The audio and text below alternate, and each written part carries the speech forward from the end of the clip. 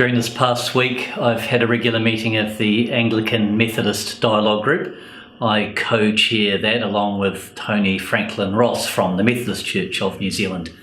Another person on it from Anglican Church is Dean Anne Mills from our cathedral, and Dean Anne also chairs the Anglican Council for Ecumenism. So it's a great body of people very committed to ecumenical matters. It's 9 years since the Methodist and Anglican churches signed a covenant together. It's celebrated a lot of the progress we've made in our relationship and also set ourselves some fresh aspirations for the future. In fact, it's a journey that began over 50 years ago. In 1967, a number of churches, including Anglicans and Methodists, signed an act of commitment by which we said we would seek to do together more of those things that we needn't do separately. So that set us on a 50-year journey of understanding one another's traditions and drawing more closely together in ministry. Over the years, our churches have been able to make some mutual affirmations about how we see one another.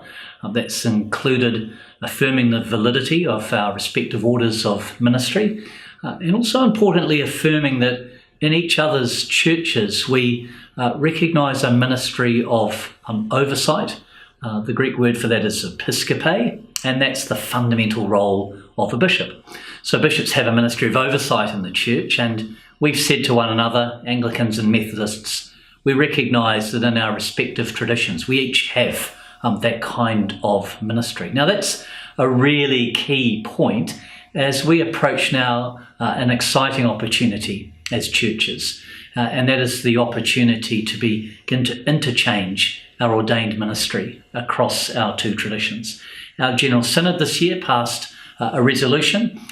We sent a signal to the Methodists that we want to make further progress on that, and invited the Methodists to come back to us and explain to us how in their tradition that ministry of oversight can be found in a personal, enduring way within particular ministers. That's a kind of a technical, theological sticking point for us at the moment in terms of an Anglican understanding of episcopal ministry.